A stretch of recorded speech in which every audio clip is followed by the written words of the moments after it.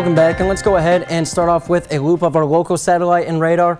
Over the last 3 hours, we have seen these very light showers slowly making their way east-northeasterly across the I-70 corridor, and then a few showers pushing through the Des Moines area. So we are looking at these continuing to start to push a little bit farther north. We are going to be looking at a few sporadic showers, isolated showers around our area. Right now, though, holding that down in towards the southern portion of northeast Missouri through the morning hours, but we do see more widespread rain headed our way later in towards the day and then through the overnight hours as well. Taking a look at temperatures right now, waking up on a bit of a mild note. 45 degrees in Kirksville and Centerville, 43 in Ottumwa, and 41 in Mount Pleasant. We are looking at these temperatures rising up only a few more degrees. However, it is going to feel a lot more like fall than it is going to be like the winter we saw last week, with temperatures 20 degrees below the normal for this time of year. We're actually going to see temperatures today right up there with the normal for this time of year, and then potentially even getting above normal through the rest of the work week.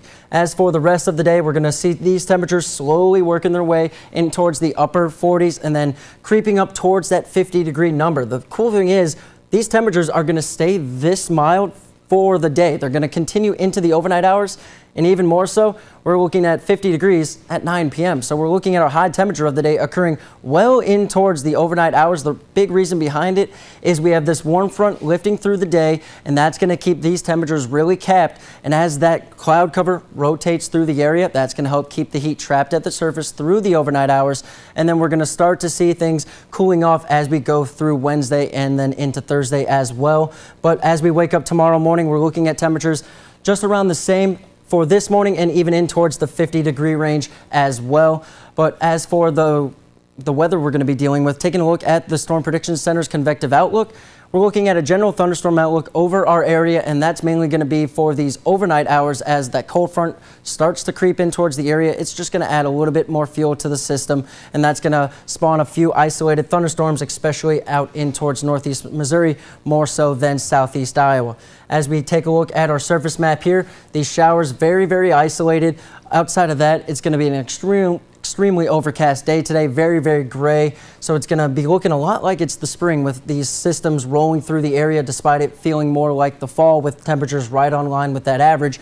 But if you look off towards our northwest, there's that cold front that's going to be swinging down in towards the area later in towards the evening hours.